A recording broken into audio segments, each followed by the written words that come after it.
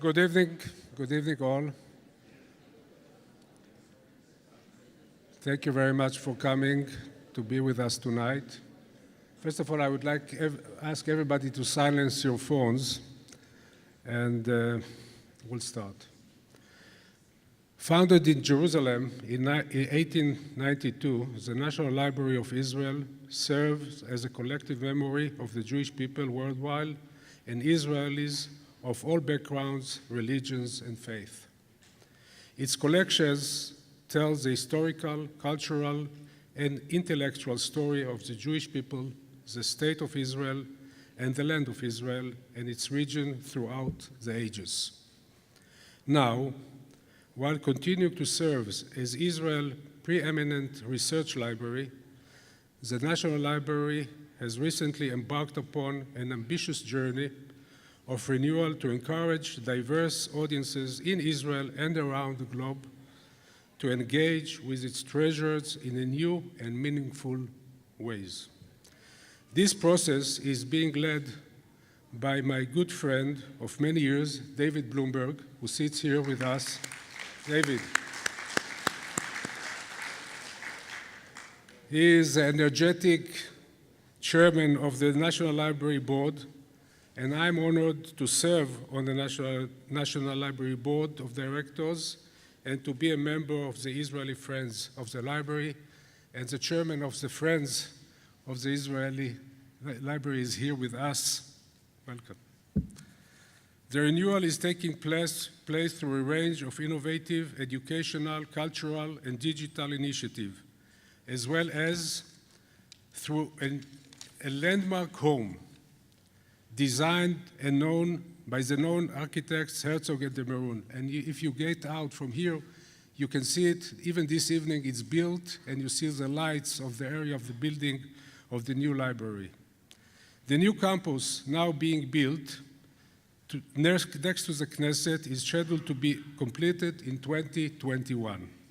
Its location, here nearby, near the Knesset, among the centers of government and culture is surely not by coincidence. It reflects the centrality and importance of this initiative for Israel, the Jewish world, and the global community. While the new campus is being built, the library is transforming itself into a cutting-edge global center at the forefront of knowledge dissemination and cultural creativity. One central element of this aspect of the renewal is the Global Forum of the National Library of Israel, which brings prominent figures from Israel and around the world together in Jerusalem. The forum memberships, sitting and context enabled to serve as a singular platform for discussion inspired by the Jewish, Israeli, and universal intellectual traditions embodied by the National Library collections, values, and vision. We are privileged to have here tonight with us Mr. Thomas Friedman. He is joining this year at the Global Forum, and we are pleased to host him here at the National Library tonight to talk relating to his recent book, Thank You for Being Late, which has just been published in Hebrew. Mr. Thomas Friedman is international author, reporter, and writer. All of you surely have heard a lot of him. He is the recipient of 3 Pulitzer Prizes and the author of 6 best-selling books, among them From Beirut to Jerusalem, The World is a Flat, and his most recent, Thank You for Being Late. Thank you for joining us, and it is my pleasure to invite Mr. Thomas Friedman to speak. Great to be here this evening. Those lights are really bright. I can't see anything. Are there people here? Oh, good. Oh, terrific. It's a treat to be here at the library. It's been a fantastic forum that the library has hosted. Thank you for having me, and thank you all for coming out tonight. And I'm so thrilled the book is coming out in Hebrew, and that I get to be here for this moment. Thank you for being late. First question I always get from people when they hear the title of the book is, where from comes the title? Thank you for being late. And it actually comes from meeting people in Washington, D.C. for breakfast where I live. And every once in a while, someone comes 10, 15 minutes late. They say, Tom, I'm really sorry. It was the weather, the traffic, the subway, the dog ate my homework. Well, 4 years ago when I started this book, I was meeting an energy entrepreneur in Washington, Peter Corcel. He came 15 minutes late, did the usual, Tom, I'm really sorry. It was the weather, the traffic, the subway, the dog ate my homework. And I just spontaneously said to him, actually, Peter, thank you for being late. Because you were late, I've been eavesdropping on their conversation. Fascinating. I've been people watching the lobby. Fantastic. And best of all, I just connected two ideas I've been struggling with for a month. So thank you for being late. People started to get into it. They'd say, well, you're welcome. Because they understood I was actually giving them permission to pause, to slow down, to reflect. My favorite quote, in fact, in the front of the book is from my teacher and friend, Dov Seidman, who says, you know, when you press the pause button on a computer, it stops. But when you press the pause button on a human being, it starts. That's when it starts to reflect, rethink, and reimagine. And boy, don't we need to be doing a lot of that today. So this book was actually triggered when I paused and engaged with someone I wouldn't normally engage with. So I actually live in Bethesda, Maryland, outside of Washington, D.C., and I take the subway to work about once a week. And for me, that means driving from our home in Bethesda to the Bethesda Hyatt. I park in the public parking garage beneath the Bethesda Hyatt, and I take the red line into D.C. to the New York Times bureau near the White House. I did that 4 years ago, parked in the parking lot, got my time-stamped ticket, took the red line into D.C., spent the day at the New York Times, took the red line back, got my car, time-stamped ticket, drove to the cashier's booth, handed the cashier my time-stamped ticket. He looked at it and looked at me and said, I know who you are. I said, great. He said, I read your column. I thought, great, the parking guy reads my column. He said, I don't always agree. I thought, get me out of here. But I said, no, that's good. It means you have to check. And I drove off thinking, it's great, the parking guy reads my column. A week later, I took my weekly trip into D.C., parking garage, timestamp ticket, red line, D.C. office, New York Times day, red line back car, timestamp ticket, cashier's booth, same guys there. This time he says, Mr. Friedman, I have my own blog. Would you read my blog? I thought, oh my God. The parking guy is now my competitor. What just happened? So I said, well, write it down for me and I'll look it up. So he tore off a piece of receipt paper and he wrote on it, odanambi.com. I went home, fired up my computer, immediately looked it up. Turns out he's Ethiopian, writes about Ethiopian politics from the perspective of the Oromo people, democracy advocate. It was kind of rough, but it wasn't too bad. I thought about him for a couple days, shared it with my wife, Ann, and I eventually concluded that this was a sign from God, that I should pause and engage this guy. But I didn't have his email, so the only way I could do it was park in the parking garage every day. So I did it for 4 days straight. We eventually overlapped at 7 a.m. in the morning. I parked under the gate so it couldn't come down. I got on my car. Now I know his name, Ayile Bogia. I said, Ayile, I want your email.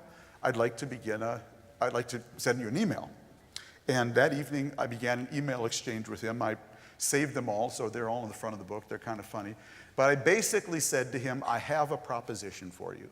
I will teach you how to write a column in the New York Times if you will tell me your life story. And he said, I see you're proposing a deal. I like this deal. So we agreed to meet at Pete's Coffee House in Bethesda 2 weeks later. And I came with a 6-page memo on how to write a column in the New York Times. I'd never put it together like this before until I did it for him. And he came with his life story. Ethiopian grad of Haile Selassie University in economics, was a political activist for the Oromo people and a democracy advocate, was eventually thrown out of Ethiopia for his democracy advocacy. We welcomed him in America. We used to do that. And he started blogging on Ethiopian websites, but he discovered they were too slow. They wouldn't turn his stuff around fast enough. So he decided to start his own blog, and now Mr. Friedman, I feel empowered. His Google metrics say he's read in 30 different countries. This is my parking guy. And it's a wonderful story about how anybody today can participate in the global conversation. And we did several seminars at Pete's Coffee House, and we became and have remained friends. Well, I then gave him my 6-page memo on how to write a column for the New York Times. I explained to him that a news story is meant to inform. I could do a news story about the incredible forum that the National Library put on, and Aaron would tell me whether I informed better or worse. But a column, an opinion article, what I do, is meant to provoke. It's meant to produce a reaction. So I'm either in the heating business or the lighting business. That's what I do. I'm either doing a heating or a lighting. I'm either stoking up an emotion in you or I'm illuminating something for you. And if I really do it well, I produce both heat and light. And then I know I'm really in business. And I know I produce heat and light by what reaction you get. If you read my column and you say, I didn't know that, that's good. Produce some light. Read my column and say, I never connected those things, that's good, more light. Read my column and say, I never looked at it that way, more light, that's good. Your favorite is a columnist. This happens about 3 times a year. Someone reads your column and says, Mr. Friedman, you said exactly what I felt, but didn't know how to say. God bless you, God bless you. I want to kill you dead, you and all your offspring. I get that. That tells me I produced more heat than light. But in any event, I explained to you that to produce heat and light actually requires a chemical reaction. And you have to combine 3 compounds, I believe, to write an effective column. The first is, what is your value set? What are the set of principles and values you're pushing out into the world? Are you a communist, a capitalist, a neocon, a neoliberal, a libertarian, a Marxist, a Keynesian? What is the value set you're promoting? Second, how do you think the machine works? So the machine is my shorthand for what are the biggest forces shaping more things in more places in more ways on more days. Because as a columnist, you see, I'm trying to take my values and push the machine in their direction. And if I don't know how the machine works, I either won't push them or I'll push them in the wrong direction. And lastly, what have you learned about people and culture? Because there's no column without people, and there are no people without culture. How do different people and cultures react when the machine moves? And how does their reaction impact the machine? Stir those 3 together, let it rise, bake for 45 minutes, and you too can write a column in the New York Times. Well, the more I thought about this, the more I actually would talk about it with my wife, and I thought about it and said, well, if that's what a column's about, what's my value set? Those of you who read me know I'm not a conservative, but I'm not exactly a liberal either. That's because my values actually emerged from the small town in Minnesota where I grew up in the 50s and 60s, which to this day still has more influence on the way I look at the world than anything else, because I grew up in a time and place where politics worked. Second, how do I think the machine works today? And what have I learned about people and culture? And that's what Thank You for Being Late is all about. The first half is about how the machine works today. And the second half is about how this machine is not just changing your world, it's reshaping your world. And it's reshaping 5 realms in particular: politics, geopolitics, the workplace, ethics. Yeah, we're going to talk about ethics tonight, and community. So let me talk first about how I think the machine works, and then we'll talk about how it's impacting those realms. Well, I think what is shaping more things in more places in more ways on more days is that we are in the middle of 3 giant accelerations with the 3 largest forces on the planet, which I call the market, Mother Nature, and Moore's Law. So the Mother Nature for me is climate change, biodiversity loss, go back one slide, climate change, biodiversity loss, and population growth in the developing world. If you put Mother Nature on a graph or on a PowerPoint, She looks like this. She looks like Glacial National Park, 1913, and Glacier National Park, 2012. By the way, that glacier had been there for 7,000 years. She looks like Lake Chad, 1963, and Lake Chad, just that little blue smudge down there, 2013. She looks like a graph of global average temperature. She looks like a hockey stick. She looks like a graph of extreme weather instances since 1988, another hockey stick. She looks like the mother of all hockey sticks, a graph of world population growth through history. Put Mother Nature on a graph today, she looks like one giant acceleration.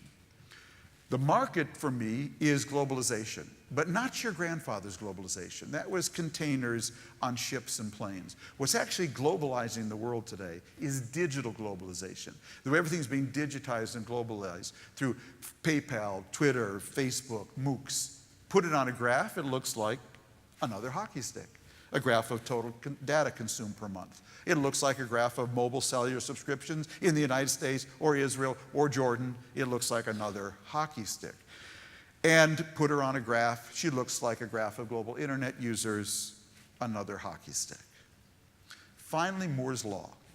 Moore's Law was coined in 1965 by Gordon Moore, the co-founder of Intel, and he argued in a famous article in Electronics magazine that the speed and power of microchips would double roughly every 24 months, and the price would stay basically the same. Moore's Law has held up for 54 years. Every year since 1965, someone's published an article saying, Moore's Law is over, Moore's Law is over, Moore's Law is over. And what all those authors have in common is they were all wrong. Moore's Law is alive and well. The power of microchips has kept doubling and doubling and doubling. I suspect this PowerPoint is running on an Intel 14 nanometer processor. It has 35 million transistors per square millimeter. Intel last January, under Moore's Law, began issuing its 10 nanometer processor. It has 100 million transistors per square millimeter, and Intel shortly will begin shipping its 7 nanometer processor. Moore's Law is alive and well. Now, it's very abstract. What's the difference between 35 million transistors and 100 million? It's the difference between a self-driving car that needs the whole trunk of the car to contain the brains of that car, and a self-driving car at 10 nanometers that will just need a little box under the front seat. Thank you.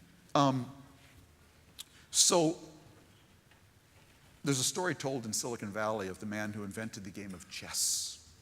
My friends Andy McAfee and Eric Brynjolfsson tell the story in their book, The Second Machine Age. And he gave the game to the king. King loved the game. It said, "How can I reward you, good sir?" And the man said, "You know, Your Highness, I'd just like to be able to feed my family." He said, "It shall be done. What would you like?" He said, "Actually, Your Highness, I'd just like you to take 1 grain of rice, put it on the first square of this chessboard, 2 on the second, 4 on the next, 8 on the next, 16 on the next, 32 on the next, and my family will be fine." The king said, "It shall be done," not realizing that when you double something just 63 times, the number you get is roughly 18 quintillion.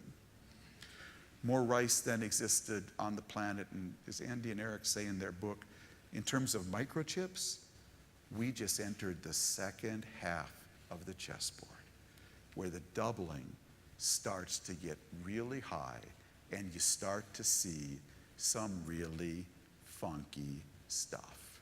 You start to see cars that can drive themselves, and machines that can defeat any human in chess, Jeopardy, or Go. A few years ago, Intel, to explain the power of Moore's Law, had their engineers take a 1971 Volkswagen Beetle and calculate, what if the Volkswagen Beetle from 1971 had improved at the same rate of Moore's Law?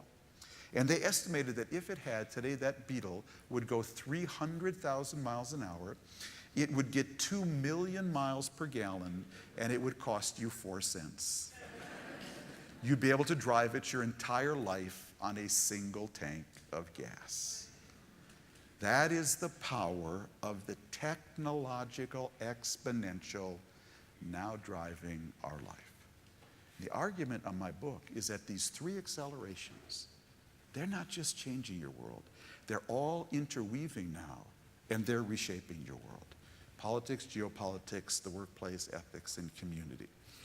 Before I go into detail on that, I'm going to do just a little deeper dive on Moore's Law, because it is the Uber driver of all of this. My chapter on Moore's Law is actually called, What the Hell Happened in 2007? What the hell happened in 2007? I know what you're thinking. 2007? Such an innocuous year. What's this guy talking about? Well, here's what happened in 2007. The year was kicked off at the Moscone Center in San Francisco when a guy named Steve Jobs on January 9th, 2007, introduced the first one of these babies. This is actually a handheld computer with more compute power in it than the Apollo space mission. And they tell me it doubles as a phone and a camera. That's how the year was kicked off. In 2007, a company called Facebook opened its platform to anyone with a registered email address, and in 2007 went global. In 2007, a company called Twitter split off on its own independent platform and went global. In 2007, the most important software you've never heard of, called Vmware, went public. Vmware is what enables any operating system to work on any computer. It's the foundation of cloud computing. In 2007, the second most important software you've never heard of, called Hadoop, named after the founder's son's toy elephant, was launched into the wild. Hadoop is what enables 1 million computers to work together as if they're one. I think that's called big data. Doug Cutting, the founder of Hadoop, explains in the book, they didn't invent those algorithms. They're actually invented by Google. They're called GFS and MapReduce. But as he says, Google lives in the future and sends us letters back home. And what Google did was leave a trail of breadcrumbs for the open source community to reverse engineer their big data algorithms, and Hadoop is the free public version of it, and everyone in business here is running it in the background. In 2007, a company called Github opened its doors, the third most important software you've never heard of. Github today is the largest repository of open source software with over 15 million users, and the geeks among you will appreciate was recently bought, ironically, by Microsoft. In 2007, a company called Google bought a little-known TV company called YouTube. And in 2007, Google launched into the wild its own operating system. They called it Android. In 2007, IBM launched the world's first cognitive computer. They called it Watson. In 2007, a guy up in Seattle named Jeff Bezos launched the world's first ebook reader. He called it the Kindle. In 2007, a company called Netflix streamed its first video. In 2007, an anonymous Japanese cryptocurrency expert launched into the wild a paper initiating a currency called Bitcoin. In 2007, the internet crossed 1 billion users. In 2007, 3 design students in San Francisco were attending the design conference that year, and all the hotel rooms were sold out. But one of them had 3 spare air mattresses. And they thought it might be cool to see if they could rent their spare air mattresses to people who could not get hotel rooms. And it worked out so well. In 2007, they started a company called Airbnb. That's where it comes from the founding 3 air mattresses. Here's what else happened in 2007. This is a graph of the cost of sequencing a human genome. You will notice that in 2001, it's $100 million. It falls to $10 million in 2006, and then you'll notice the graph goes over a cliff like an EKG heading for a heart attack in 2007. This is a graph of solar energy, which took off in 2007, as did a process for extracting natural gas from tight shale called fracking. Between 2006 and 2008, America's total natural gas reserves increased by 35%, a staggering number for an 18-month period. This is a graph of social networks. See that white line there that goes straight down? That's the cost of generating a megabit of data. You'll notice that the cost of generating a megabit of data collapses in 2007. The blue line is the speed of transmitting that data. The two lines cross in 2008. That's close enough for government work. This is a graph of cloud computing.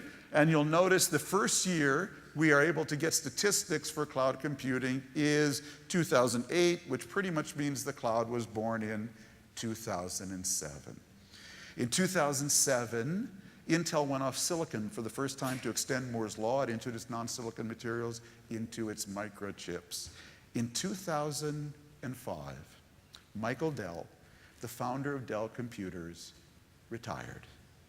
And in 2007, he announced he had to come back to work. Turns out, friends, 2007, I believe, will be understood in time as the single greatest technological inflection point since Gutenberg invented the printing press. And we all completely missed it. Why? Because of 2008. Yeah, right when our physical technologies took off, like we were on a moving sidewalk in an airport that suddenly went from 5 to 50 miles an hour, right when that happened, all of our social technologies, the learning reform, the management reform, the privacy reform, the regulatory reform you'd want with such an acceleration in technology, they all froze because we entered the deepest recession since 1929.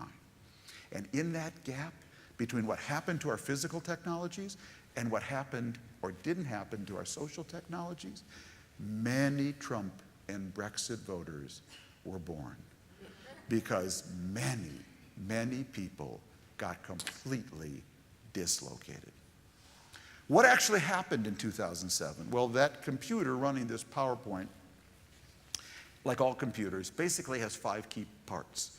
It's got the Moore's Law processing chip, it's got the Moore's Law storage chip, it's got networking, it's got software, and it's got a sensor, it's got a camera. And what I do in the book is I actually trace the history of all 5 and show how they all were in their own kind of Moore's Law acceleration, and they all blended together right around 2007 into this thing we call the cloud. The cloud. But I never use the term the cloud in my book, because it sounds so fluffy, so cuddly, so benign, so soft. Sounds like a Joni Mitchell song. I've looked at clouds from both sides. This ain't no cloud, folks. This is what I call in my book a supernova. The science students among you will know the supernova is the largest force in the natural world. It's the explosion of a star. And that's because what happened in 2007 was an explosion of energy, a release of energy into the hands of men, women, and machines, the likes of which we've never seen before. And it changed 4 kinds of power overnight. First, it changed the power of one. What one person can do today as a maker or a breaker is unlike anything we've ever seen before. We have a president in America who can sit in his pajamas in the White House and tweet directly now to 1 billion people around the planet without an editor, a libel lawyer, or a filter. Or maybe a brain, okay? But you want to know what's really scary? The head of ISIS can do the exact same thing from his bunker in Raqqa province in Syria. The power of one to be a maker or a breaker today has exploded. The power of machines have changed. Machines are acquiring all 5 senses. We've never lived in a world where machines had all 5 senses. We crossed that line on February 14th, 2011, on, of all places, a game show. There were 3 contestants. 2 were the all-time Jeopardy champions, and the 3rd contestant simply went by his last name, Mr. Watson, which was an IBM cognitive computer. Mr. Watson let the humans answer the first question. He thought he'd have a little fun with them. Then they came up with the second question. Mr. Watson buzzed in before the two humans. See if you can get it. The question was, it's worn on the foot of a horse and used by a dealer in a casino. And in under 2.5 seconds, Mr. Watson said in perfect Jeopardy style and computer-generated voice, what is a shoe? What is a shoe? And for the first time, we all got to watch live on television a cognitive computer solve a pun riddle faster than two human beings. And the world kind of hasn't been the same since. It's changed the power of flows. Ideas now flow, congeal, break up, flow again. What did you want in the old days? You wanted to have lots of stocks of stuff. But what you want today is to be in touch with the flows. Where did you want to build your home in the Middle Ages? You wanted to build it on a river, because the river brought you the flow of food and ideas and power and transport. In the Middle Ages, you wanted to build your home on the Amazon. Where do you want to build your company today? On Amazon.com. You want to build it on the digital flows, because that's now where all the energy, power, and ideas will come from. And lastly, it's changed the power of many. Because when men, women, and machines get this powerful, we become the largest forcing function on and in nature, which is why the new climate era has been named for us, the Anthropocene. These four changes in power, friends, they're not just changing your world. They're reshaping your world. And they're reshaping politics, geopolitics, the community, ethics, and the workplace. You know, someone was alive when Gutenberg invented the printing press. And you can bet that when that happened, some monk said to some priest, now that's really cool. You mean, I don't have to write all these Bibles out longhand anymore? We get to stamp these things out? Well, you are here. We are here for a similar moment. We just happen to be here. So let's talk about how this world is being reshaped. Let's start with the workplace. How is the workplace being reshaped? Well, before I talk about that, I just put on one more slide up here on the screen. I was working on the book, and I went out to Google's research arm out in Mountain View, to see my friend Astro Teller. Astro Teller runs Google Research, and his title is Chief Astronaut. And I came out there and I shared with him my book idea. And he got out 3 magic markers and he went over to his whiteboard and he drew this graph. It's a made-up graph, but to illustrate the point of the book. The blue line across the middle, that's the average rate at which Israelis and Americans, Chinese and Brits adapt to change over time. So you'll notice this line has a positive slope, but it's very gradual. The white line below, that's technology. So you'll notice it's very flat over there, because that's because in 11th and 12th century, nothing improved very much. Your bow and arrow actually didn't get better over a whole century. There was no bow and arrow 2.0 in the 12th century. But then we got the scientific revolution, Copernicus and Galileo, and then eventually Steve Jobs and Bill Gates and Microsoft and Intel, and the line starts to go straight north. Then Astro drew that little diamond there. I said, what's that, Astro? He said, that, Tom, that's where we are. We're at a point now where technology is evolving faster than the average community or human being can adapt. Then he got out a 3rd magic marker and he drew that little dotted line there. And I said, what's that, Astro? He said, that's learning faster and governing smarter. And that's the challenge of every federal government, state government, local government, university, and national library. How do we get more of our citizens to learn faster and govern smarter, to meet technology where it's going, to get the most out of it and cushion the worst in an age of acceleration? And that's why my chapter on the workplace is called, How Do We Turn AI into IA? How do we take artificial intelligence and turn it into intelligent assistance, ANCE, intelligent assistance, ANTS, and intelligent algorithms so more people can learn faster and govern smarter? Let me give you an example of each one. Intelligent assistants, my example of that in the book is based on the human resources department at AT&T, the giant global telecom. I spent a lot of time in HR at AT&T to write this book. 330,000 employees competing in the global telecom space, the most competitive space in the world, business space in the world. Pretty good chance whatever's going on in AT&T's HR department is coming to an Israeli neighborhood near you. So what's going on at HR at AT&T? Basically, they begin their year now where their CEO, Randall Stevenson, begins the year with a radically transparent speech about where AT&T is going that year, what businesses they're going to be in, and what skills you need to be a rising employee at AT&T that year. It all filters down through the company. Then they take all their managers, 110,000 people, they put them all in their own in-house LinkedIn system. So I'm in there, Tom Friedman, it shows my academic background, the jobs I've had at AT&T, and what skills I've learned and mastered. Then they broke down the skills they think you're going to need that year. I'm making the number up, but let's say there are 10. And they created nano degrees, online nano degrees and courses you can take for all 10 skill sets. Then they put me up against that list, and it turns out I've got 7 of the 10 skills, but I'm missing 3. Then they come to me and they say, Tom, here's the deal.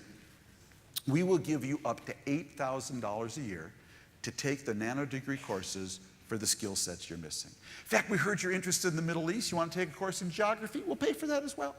In fact, we heard you're interested in computing. We've got now a 1-year, $6,000 a year course in computer science for master's degree at Georgia Tech we created. We'll pay for that as well. Just one condition, Mr. Tom. You have to take these courses at home at night and on weekends on your own time, not on company time. Now, if I say to them, you know what, Mr. AT&T, I've actually climbed up one too many telephone poles. That's not how I want to spend my weekends.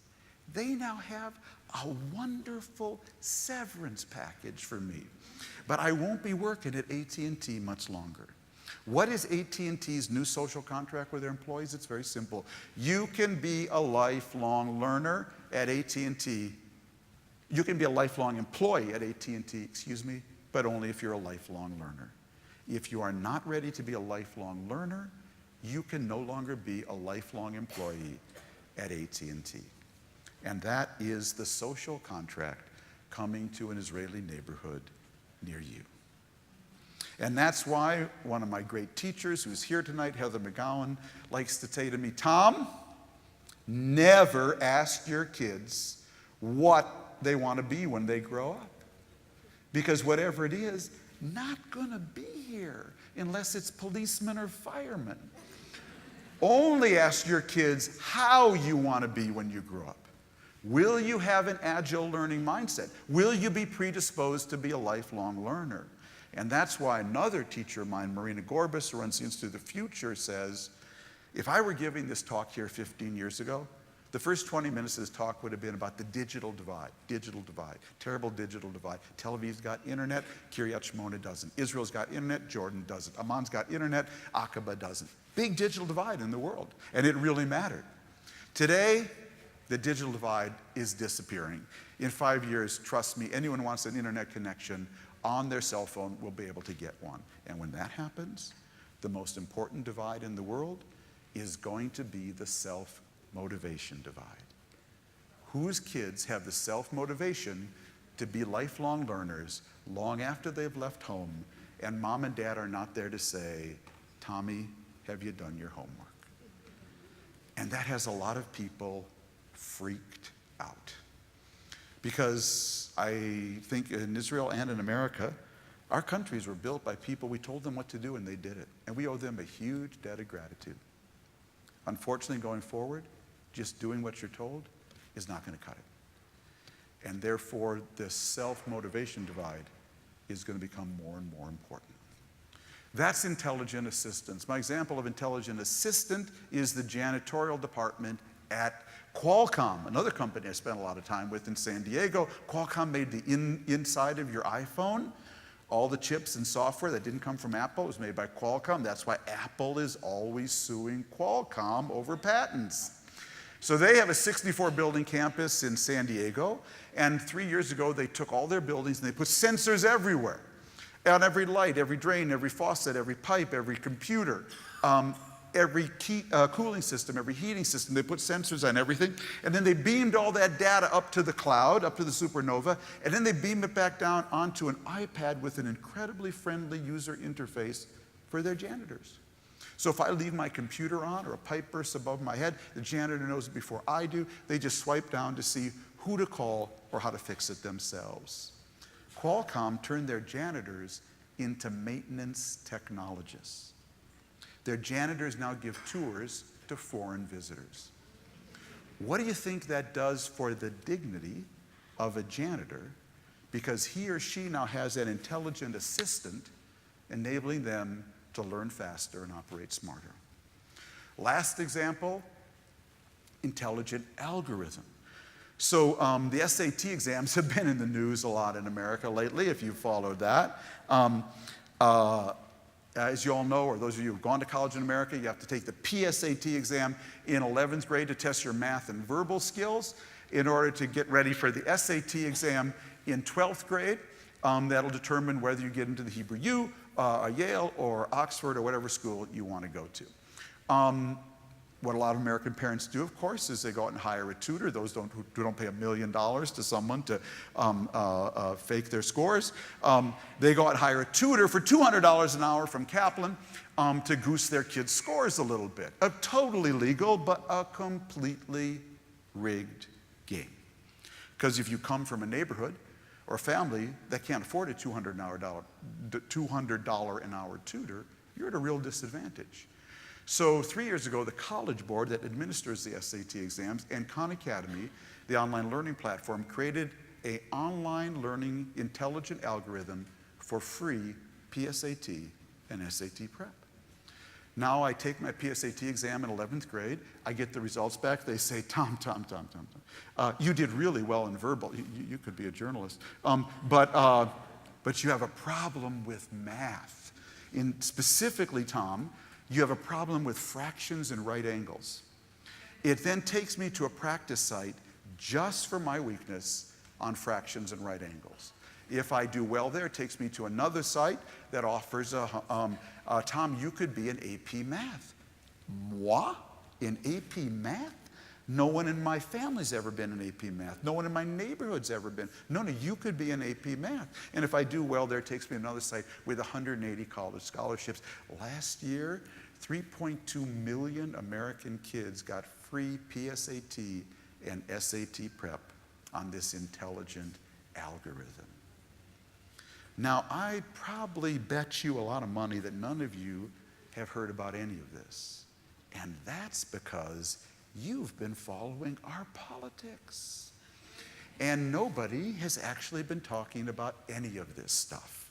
So that's a good segue to how politics is being reshaped by this system, with these reaccelerations. So politics. Well, you may have noticed that political parties all over the world, all over the industrial world, have been blowing up. The Tories have blown up. Oh, they've really blown up. Labour's blown up in the UK. France is ruled by a guy whose party didn't exist a couple of years ago. Italy's ruled by a far-right and far-left coalition that never existed before.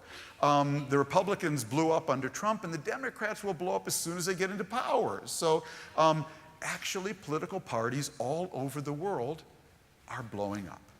Why is that? Because all these parties were basically built from World War II forward on a set of very stable binary choices.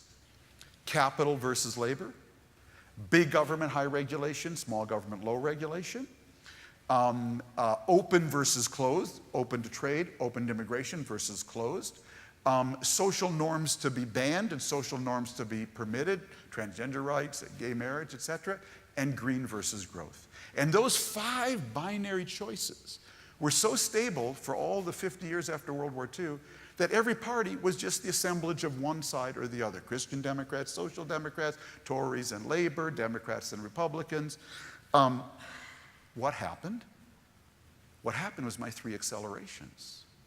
Let's say you're a steel worker in Pittsburgh today, and you're in the steel union. Monday to Friday, you're in the steel union. Monday to Friday, you're with labor. But on Saturday, you drive for Uber to pick up a little spare change. And on Sunday, you rent out your kid's spare bedroom on Airbnb in the morning before you shop at Walmart for the cheapest Chinese imported goods. And what you can't find there, you buy on Amazon.com from a chatbot. On Saturday and Sunday, you're with capital. All these old categories have been completely blown up. Why? Because we're actually going through 3 climate changes at once. That's another way to think of my accelerations. We're going through a change in the climate of the climate. We're going from what I call later to now. So when I was growing up in Minnesota in the 50s and 60s, later was when I could clean that river, purify that lake, rescue that orangutan. I could do it now or I could do it later. Today, later is officially over. Later will now be too late. So whatever you're going to save, please save it now, because later is over. That's a climate change. We're going through a change in the climate of globalization. We're going from an interconnected world to an interdependent world. That's a whole different degree of globalization. And in an interdependent world, you get a geoeconomic inversion. Your friends start to be able to kill you faster than your enemies. So if Greek and Italian banks had gone under last night, I would have canceled this lecture. I'd have been too busy. Wait a minute, Greece and Italy, they're in NATO, they're in the EU. In an interdependent world, they can kill me. And in an interdependent world, your rival falling becomes more dangerous than your rival rising. So if China had taken 6 more islands in the South China Sea last night, don't tell anybody, couldn't care less. Had China lost 6% growth last night, not only would I have canceled this lecture, you all would have canceled this lecture too, because we all would have been deeply affected. China falling, much more dangerous in an interdependent world than China rising. That's a climate change. And lastly, we're going through a change in the climate of business. Every business can and therefore must sensorize, capture all this data, analyze that data, find the needle in the haystack of that data as the norm, not the exception, using big data, optimize off that data, prophesize off that data. You may have seen the IBM Watson ad for the IBM Watson repairman. He shows up at a high-rise building, says, I'm here to fix the elevator. Doorman says, excuse me, the elevator's not broken. And the IBM Watson repairman says, I know, but it will be in 6 weeks and 3 days. Okay? You can prophesize off that data. You can customize off that data just for guys with a mustache and brown eyes from Minnesota. You can localize off that data just for the area around the National Library in Givat. You can socialize off that data. Use social networks to connect with your employers, your customers, and suppliers, and you can digitize and automatize every job, product, and service off that data. Every company in Israel, America, is going through a climate change. We're going through 3 climate changes at once. What do you want when the climate changes? You want 2 things. First, you want resilience. You need to be able to take a blow, because stuff happens when the climate changes. And secondly, you want propulsion. You want to be able to move ahead. You don't want to be curled up in a ball under the desk at the National Library saying, Aaron, is the climate change over? Well, as I thought about that, I thought, who do I go to for advice on how you get resilience and propulsion when the climate changes? And then I realized I knew this woman. She was 3.8 billion years old. Her name was Mother Nature, and she dealt with more climate changes than anybody. So I called her up, made an appointment, went out to see her. I said, Mother Nature, how do you produce resilience and propulsion when the climate changes? She said, well, Tom, I have to tell you, everything I do, I actually do unconsciously, but these are my strategies. First of all, she said, I am incredibly adaptive. In my world, it's not the strongest that survive. It's not the smartest that survive. It's the most adaptive that survive. And I teach that lesson through a process I call natural selection. You may have heard of it. Secondly, she said, I'm incredibly entrepreneurial. Wherever I see a blank space in nature, I fill it with a plant or animal perfectly adapted to that niche. I'm incredibly entrepreneurial. Third, she said, I'm incredibly pluralistic. Oh, Tom, she said, I'm the most pluralistic person you've ever met. I try 20 different species of everything. I see who wins. I love diversity. And she told me something interesting, Mother Nature. She told me she noticed that her most diverse ecosystems are also her most resilient and propulsive ecosystems. I love diversity, Tom. 4, she said, I'm incredibly sustainable. Everything is food, nothing is wasted. Eat, food, poop, seed. Eat, food, poop, seed, nothing is wasted. 5th, she said, I'm incredibly hybrid and heterodox in my thinking. I'm very experimental. I'll try any trees with any soils, any bees with any flowers. 7th, she said, I am a lifelong learner, and I take all my learning and turn it into new DNA. And 8th, she said, I noticed that my most resilient and propulsive ecosystems all build complex adaptive networks in order to maximize their resilience and propulsion by networking together. And lastly, she did say, Tom, I do believe in the laws of bankruptcy. I kill all my failures, I return them to the great manufacturer in the sky, and I take their energy to nourish my successes.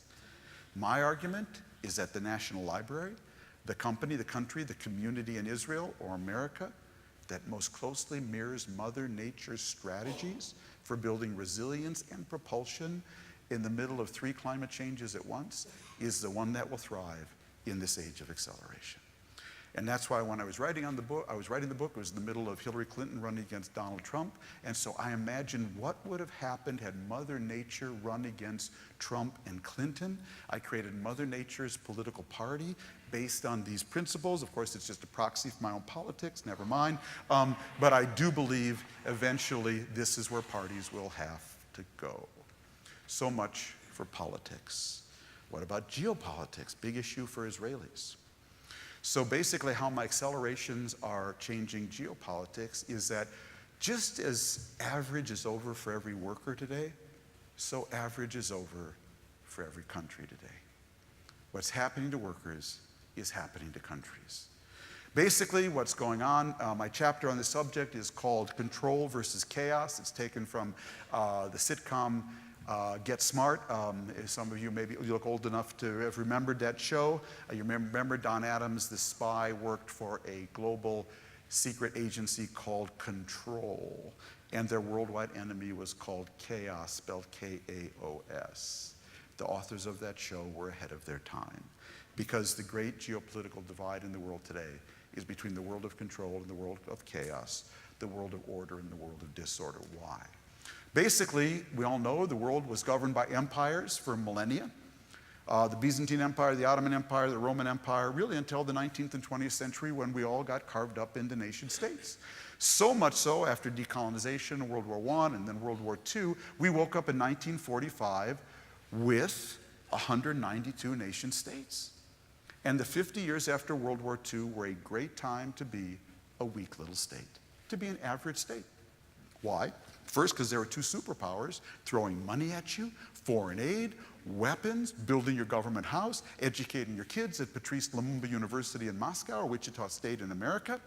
You could be Syria and lose 3 wars to Israel and get your army rebuilt for free all 3 times. Climate change was very moderate. Populations were slow. Nobody had one of these babies to see what Paris or Phoenix looked like, let alone compare themselves to the village next door or their leader. And most importantly, China was not in the World Trade Organization, so every country could be in the textile business. My argument is around 2007, all of that flips. Now, no superpower wants to touch you because all they win is a bill. Don't even be fooled by what Putin's doing in Syria. He's not helping them. He's just feeding off of them. Number 2, populations have exploded. Syria was 3 million in 1950. It's 20 million today. Nigeria will be more populous than America in 2050. It'll have 411 million people. Africa will double from 1.2 billion to 2.4 billion. Climate change is now hammering these countries. I did a documentary last year for National Geographic. We followed climate migrants from Senegal through villages there, down through Niger, up to Libya, across the Mediterranean to Europe. So you go to these villages in northern Senegal now, and there are no men between the ages of 18 and 65. No men. Because they've all left, the land can no longer hold them. First they tried Dakar, then they get on their cell phones, find a human trafficking app, they all gather in Agadez in Niger and make a giant caravan, which we filmed, going off to Libya. It happens every Monday night, about 9,000 a month. Why is that? Because Senegal's already at 2 degrees rise average temperature since the Industrial Revolution. 2 degrees rise average temperature. Where have I heard that number? Oh, that's what the Paris Climate Agreement was designed to prevent by 2020. Senegal's already there. They're going to 2040. They're going to 4 degrees centigrade. And lastly, China's in the World Trade Organization.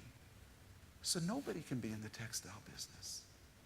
I was in Egypt covering Tahrir Square Revolution in 2011. I was there for 3 weeks, away from my wife. Went home after 3 weeks, went to Cairo Airport, went into the Treasures of Egypt souvenir shop to buy my little honey something to remind her where her pumpkin was. Let's see, what do they have here? Pyramids ashtrays? No, my honey, she doesn't smoke. What do they have? No, Sphinx bookends. My honey's got a lot of bookends. Oh, here's something my honey doesn't have. It's a stuffed camel, and if you squeezed its hump, it honked. And my honey didn't have a honking humped camel. So I picked it up, and turned it over, and what did it say on the bottom? Made in China. Yeah, you're the lowest wage country in the Eastern Mediterranean, and there's now a country half a world away can make your honking humped camel cheaper than you can, ship it, and make a profit. And you put all those together, friends, and what it's doing is taking all these weak and average countries, and the weakest ones are now just fracturing. And the weakest ones are falling apart. And a lot of them are in this neighborhood. Because the most vulnerable states are those whose borders are entirely straight lines, because they're the most artificial. Watch out for any country whose borders are all straight lines. They'll be the first to go. And so what that's doing is spilling more people onto the world stage as migrants, refugees, political refugees, economic refugees, and climate refugees than at any time since World War II. And what are they doing, many of them? They're trying to get out of the world of disorder into the world of order. So I always watch what's going on in Israel, because Israel, to me, Israel's relations with its neighbors is, to me, off Broadway to Broadway, okay? It always starts here first and then goes to Broadway. And of course, you were one of the first to get hit with 65,000 Darfuris, Eritreans, and South Sudanese who did not walk here for the kosher food. They walked here, bussed here, bribed their way here to get to an island of order. We in the United States, between 2014 and 2018, got 187,000 unaccompanied minors from just 3 countries, El Salvador, Guatemala, and Honduras. And of course, in this hemisphere over here, it's coming from sub-Saharan Africa, North Africa, and the Middle East. And it's just beginning. And this movement of people trying to get out of the world of disorder into the world of order is now changing the politics of the world of order, creating all these populist, nationalist backlashes, and we're just at the beginning. And how we think as a globe collectively, how we help stabilize the world of disorder, is going to be, I think, the greatest geopolitical challenge of our time. Let me conclude by talking about 2 areas you probably haven't thought about in relationship to this book. One is ethics, and the other is community. Ethics. All right, this is going to take a drink before I launch into this. So back in 1999, I was in Portland, Oregon. I was selling my book, The Lexus and the Olive Tree. First book about globalization, really. I'm at the Portland Theater in Portland, Oregon. Question time comes. Young man stands up in the balcony. Mr. Friedman, I have a question. Is God in cyberspace? Is God in cyberspace? I said, I have no idea. Felt like a complete idiot. So I called one of the smartest people I knew on this subject, great rabbi I got to know when I was the New York Times bureau chief here, Tzvi Marks. He was at the Hartman Institute. He was then living in Amsterdam, married to a Dutch priest. Interesting guy, Tzvi. I tracked him down in Amsterdam. I said, Tzvi, I got a question I'd never had before. Is God in cyberspace? What should I have said? He said, well, Tom, you know, in our faith tradition, we actually have 2 concepts of the Almighty. A biblical concept and a post-biblical concept.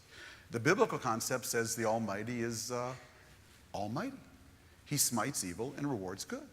And if that's your view of God, he sure isn't in cyberspace, which is full of pornography, gambling, cheating, lying, people smearing one another on Twitter, and now we know fake news. But fortunately, said Svi, we have a post-biblical view of God. And the post-biblical view of God says God manifests himself by how we behave. So if we want God to be in cyberspace, we have to bring him there by how we behave there. Only we can bring God into cyberspace. Really liked his answer. I put it into the paperback edition of Lexus and the Olive Tree, which came out in 2000, where none of you saw it, and it sat there for 16 years. I started writing this book, and I found myself spontaneously retelling that story. And I eventually sat myself down and said, why are you retelling that story? And the answer became immediately clear. It was for two reasons. One just happened. I believe we have begun living 51% of our lives in cyberspace. That's where you're living now. That's where you go to get your news, make your news, get a mortgage, get a loan, do your brokerage, buy a book, write a book, find a date, find a spouse. We're living 51% of our lives now in cyberspace. And what's my definition of cyberspace? It's a realm where we're all connected and no one's in charge. It's a realm where we're all connected, but there's no one in charge. There's no laws in cyberspace. There's no courts. There's no stop signs. There's no 1-800, please stop Putin from hacking my election. But that's where you're living now more than half your life. In other words, you're living more than half your life in a realm that is fundamentally God-free. And at the same time, because of my accelerations, we're now standing at a moral intersection that no members of our species have ever stood at before. You see, in 1945, we entered a world where one country could kill all of us. I believe, because of these accelerations, we're now entering a world where one person will be able to kill all of us. And at the same time, where all of us could actually fix everything. We've never been to this intersection before where one of us could kill all of us. And if we put our minds to it today, we actually now have the tools to feed, house, clothe, and educate every person on the planet. We have never been here before where one of us could kill all of us and all of us could fix everything. And what is this intersection? It means we've never been more godlike as a species than we are today. Put those two together. We're now living 51% of our lives in a realm that is God-free, and we have never been more godlike. What does that mean? It means what every single person thinks, feels, and believes really matters. It means that every single person needs to be grounded in sustainable values.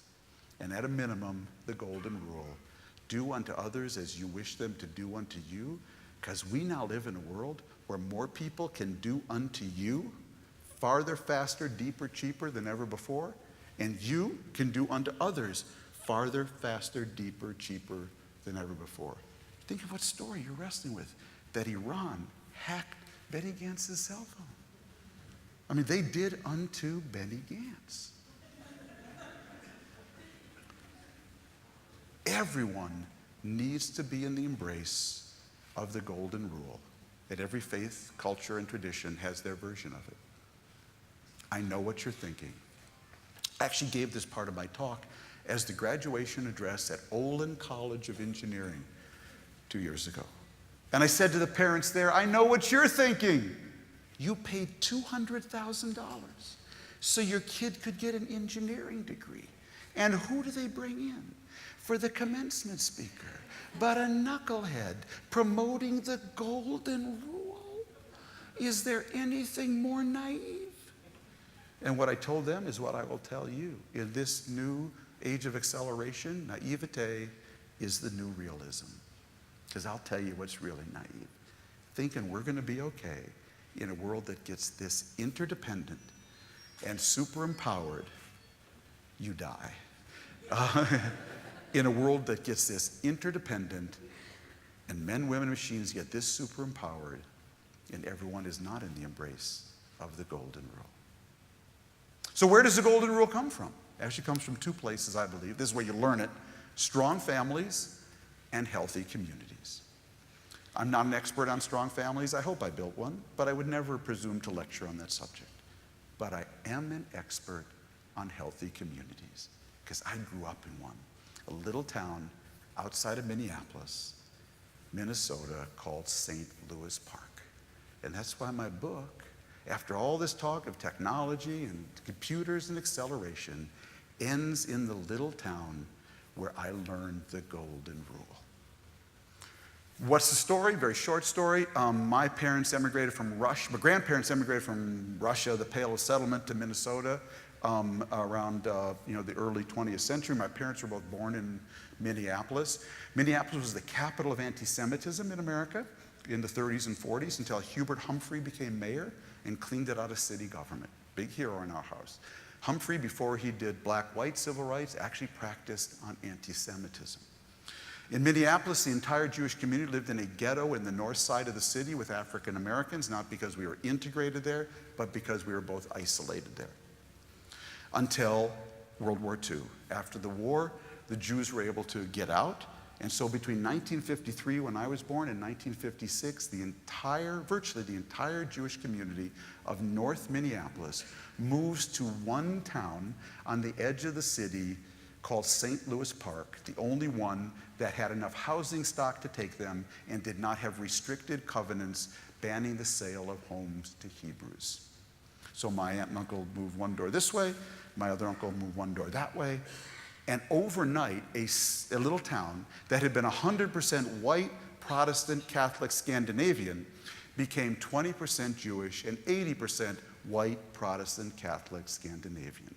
If Sweden and Israel had a baby, it would be St. Louis Park, okay? And what happened was a really interesting experiment in inclusion. It's as if God wanted to have a little fun, and he took these neurotic Jews shot out of the ghetto. We called ourselves, we the Jews of Minnesota, the frozen chosen, and threw them together with these pluralistic Swedes. And what happened was a really interesting chemical reaction. Because I grew up in the same neighborhood with and went to the same Hebrew school with Al Franken, the Coen brothers, Norm Ornstein, Michael Sandel, Sharon Isbin, the guitarist, Peggy Ornstein, the writer. We have our own Wikipedia page. It was a freaky place. This was not a neighborhood on the Upper West Side of New York.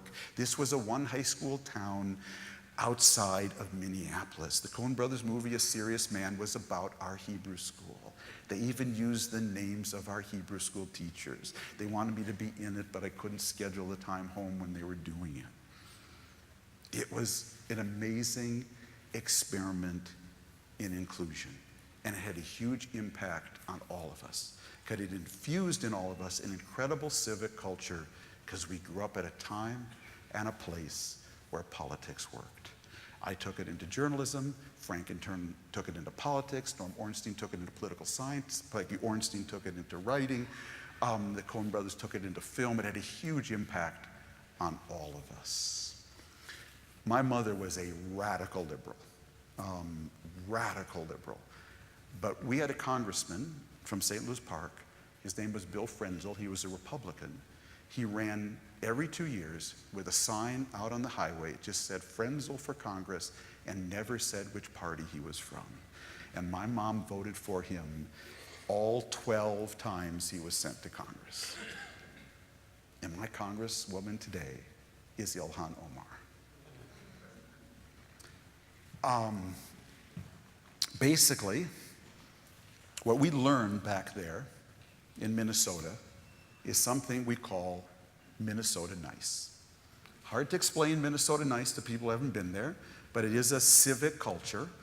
I tried to explain it in the book. When I was working on the book, I was home, and my friend Ken Greer, my best friend, his daughter was getting married, and my closest friends are still the people I grew up with there, so I go back there a lot. And I went to the wedding. I sat down with my friend Jay Goldberg, and Jay told me as we sat down that his wife, Eileen, had been driving around the ring road around Minneapolis that day, and a driver almost drove her off the road. And Eileen came home and said, "Jay, I was so mad, I almost honked. Okay. That's Minnesota for road rage. Okay, we call that road rage in Minnesota. Yeah. There was a Jewish mafia in Minneapolis in the 30s and 40s around Prohibition, and even earlier. My dad grew up with all these guys. I swear he was not in the mafia, but he did grow up with these guys. And when I was 5 or 6 years old, my dad came home one day and said to me, Tommy, a friend of his had been sent to jail. And when you're a 5 or 6 year old kid and your dad comes home and he knows someone who went to jail, that freaks you out, which is why I never forgot when I said to my dad, Dad, what did he do? And he said, son, he was shopping in a store before it was open. That's Minnesota for breaking and entering. So that's where I grew up. Now, some of you may now understand why I'm this sort of optimistic. Can't we all get along? Columnist. And anyways, I left Minneapolis. I left St. Louis Park in 1971 to discover the world, and I came back 40 years later to write this book and discovered that the world had discovered St. Louis Park. Now my high school is 50% white Protestant Catholic Scandinavian. It's 10% Latino, 10% Jewish, and 30% Somali. The same little town that took the Jews took the Somalis, and that's why Ilhan Omar is our congresswoman. But ain't that the story of the world? It's the story of America, and it's the story of the world. We're all getting mixed together now, and we're all going to have to learn how to live together in totally different ways. And the inclusion challenge now is much harder, racially and religiously. You can see us going through it. But my high school's been doing pretty well. It's still the 5th-rated high school in Minnesota with a deeply different demographic, but they're doing okay. They're finding a way to do it, at least in Minnesota. It's something I'm very proud of. They're building a complex, adaptive coalition to deal and survive and thrive in this climate change. So that's why my book and my talk end with a theme song. My book has a theme song. I actually explored if I could buy this song. So when you open the book, it would play this song like a Hallmark card plays Happy Birthday. The song is by one of my favorite singers. Her name is Brandi Carlile. If you watch the Grammys, you may have seen her. She's a great country folk singer. And she has a song, it's called The I, E-Y-E, that I believe is the anthem of our time. The main refrain is, I wrapped your love around me like a chain, but I never was afraid that it would die. You can dance in a hurricane, but only if you're standing in the eye. You see, you can dance in a hurricane, but only if you're standing in the eye. You see, my 3 accelerations, friends, they're a hurricane. We have leaders around the world, we have one in America, who wants to build a wall against the hurricane. I actually want to build an eye, an eye that moves with the storm, draws energy from it, but creates a platform of dynamic stability, the healthy community where people can feel connected, protected, and respected. And I believe the great struggle in global politics going forward is going to be between the wall people and the I people. And my book is a manifesto for the I people. Thank you very much. Thank you very much. Mr. Friedman is kind enough to answer to 2 or 3 questions. So if you have a question, please. About the talk, not about Israeli elections or Middle East or anything. About the talk, about the lecture. Yeah. Leave the politics for us. Could they bring the lights up so I could see who's here? Yeah. It'd be great to just see. I can't see anything. Oh, you're all here. Great. I'll let you choose. You know the people. So. Okay. So you talked a little about a lot of the pros of technology and how it can also bring people down. Inevitably, do you think technology would be humans downfall? Should I say it again? I'll repeat it. He wanted to know if my book's out in Hebrew yet, and it is. Just came out this week, and thank you so much for asking, okay? Repeat the question so they can hear. Okay, so I basically asked, do you think technology will be humans' downfall in the end? It's a really good question. I've actually got a column tomorrow.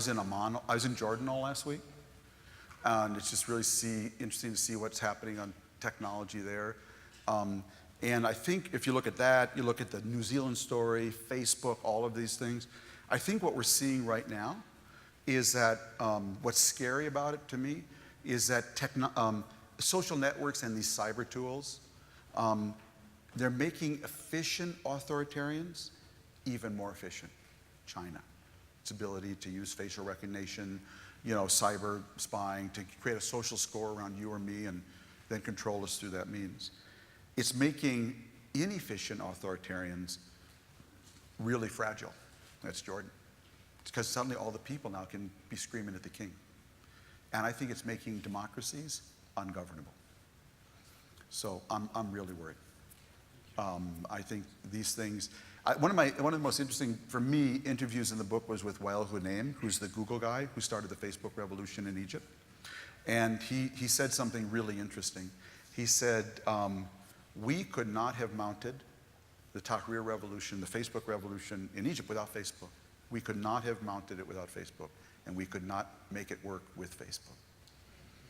Because when everyone was on Facebook and Twitter, they all started undermining each other, couldn't build a community. It turns out that mimeographing papers together in someone's basement and building trust and solidarity that way actually really matters. You mentioned Congresswoman Omar. Yeah. I'm interested in your thoughts about the degree to which she is representative of wins in the Democratic Party today. And certainly from here, it appears that Israel has become more and more of a wedge issue. Yeah. It's an issue in the country. My question is twofold. Please. To what degree do you think that that's an accurate view? And number two, what does that mean for the future of Sure. Israel relations? It's a very important question, and I did write about it a little bit. I think one of the sad things that's happened about the issue of the cause of Israel in America is that, for a lot of reasons, and I don't want to start a fight tonight, it's become a Republican issue. It's no longer a bipartisan issue. Now being pro-Israel is a Republican issue, and being critical of Israel is a Democratic issue. And I think that's a tragedy. And it's happened, I think, by some really bad leadership over the last decade. I won't go into that, okay? But that is what's happened. My criticism of Congresswoman Omar, whom I don't know, but she now knows me, is that she represented the biggest Jewish community in the upper Midwest. And she represented the biggest Somali community in the upper Midwest. She was built and designed to be a bridge builder. No one was more perfectly placed to be a bridge builder than the Congresswoman representing the biggest Jewish community and the biggest Somali community living together in the world. And unfortunately, she came to Washington and turned into a bridge destroyer. Now, she did write a very long piece in the Washington Post yesterday that was really commendable. And so I want to give her credit for that, and I want to give her a reputation to live up to. But what she is reflecting is where the base of the Democratic Party is. And the base of the Democratic Party is, it's very Corbynite, on issues of Israel. Okay, last question. I'll do a couple more. Let's go ahead. As long as they're civilized, we'll keep going. Thank you. Thank you very much for the very interesting talk. Appreciate that. Without relating to Israeli politics, could you say something about the role of Israel and the impact of Israel and what's good and perhaps what we can do better as part of this geopolitical so that we can be a force for the eye? Yeah. No, it's a really, really good question. Next question up there. Somebody had a question. I'm sure I saw somebody raising their hand. No. Look, I don't think it's a secret, that if you read my columns and my take on Israel over the years, it's not like I think Israel should get out of the West Bank tomorrow, or that these aren't complicated issues. What I've always asked for is something just very simple.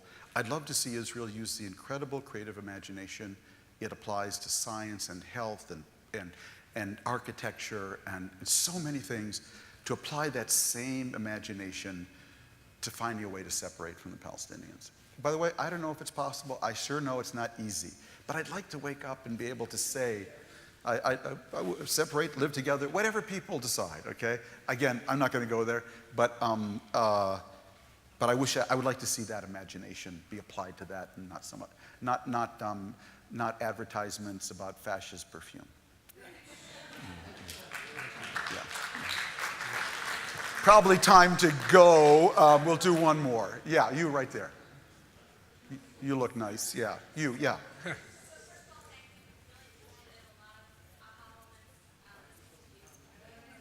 There's a microphone.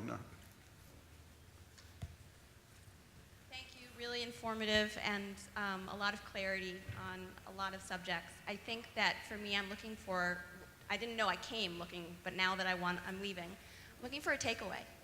What can we do? Wherever we're from in this room, I'm sure we're from a lot of different places in this tiny, complicated country. Yeah. What can we do on the eye level, on the kindness level, on the golden rule level? It's really good question. I'm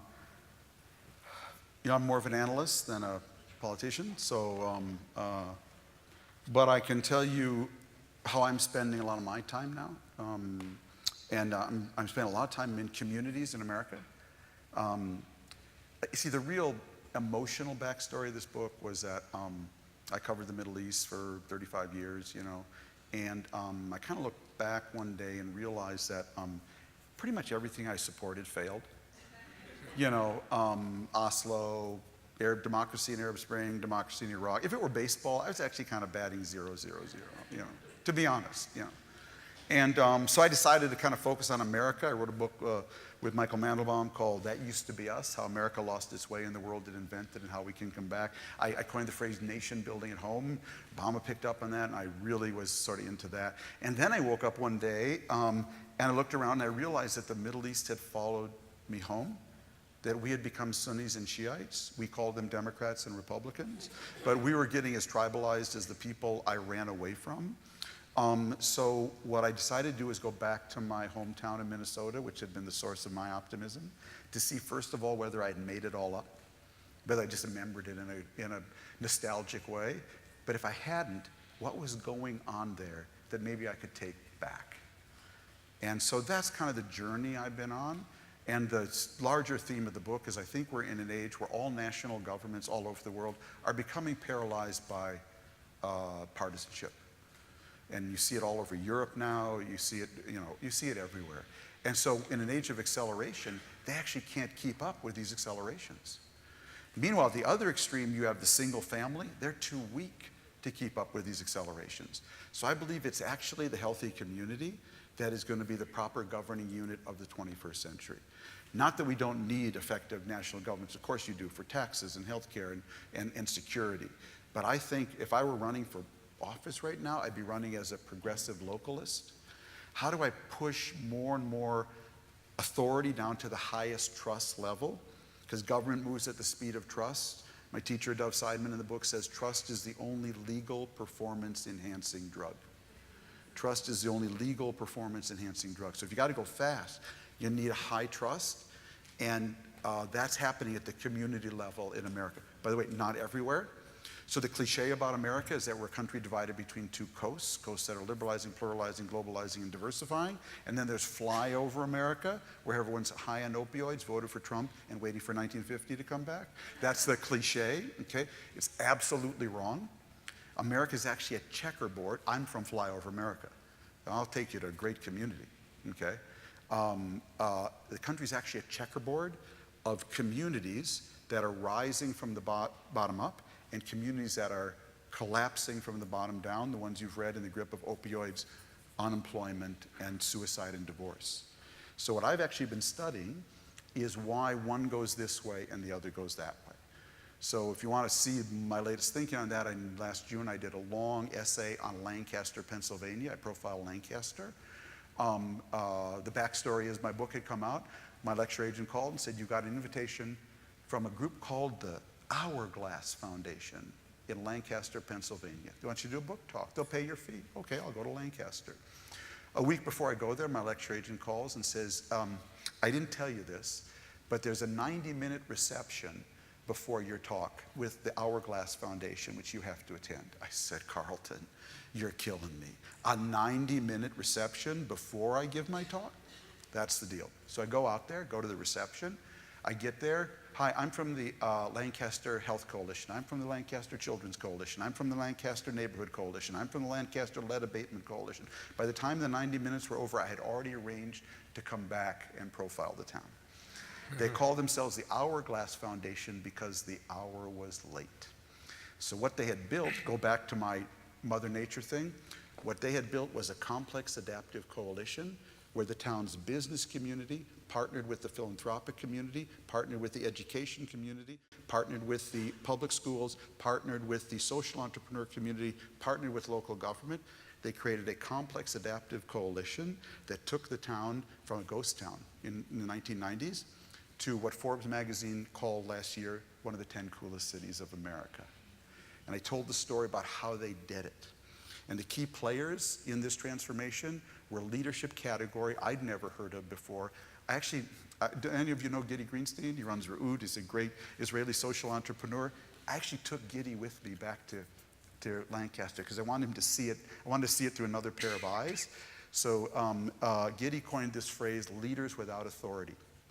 And what you see in all the towns that are rising from the bottom up, they have leaders without authority who just step forward and say, not going to happen in my town. Not going to happen in my town. And they get together with other people, they network together, and they create a complex adaptive coalition, and they just lifted this town. I told the story about how the mayor, who was a Democrat, partnered with the congressman who was Republican to pass a bond issue to get a convention center built in the heart of their town. And when the Republican congressman was running for re-election, the Democratic mayor forgot to endorse the Democrat running against him. Just slipped his mind, okay? That's what happens when you check your politics at the door. The first rule of all these complex adaptive coalitions is what works. That's what we do here. You check your politics at the door. So the mother of all these is actually something called the Itasca Project, which is in Minneapolis. And I got onto this by tracking that.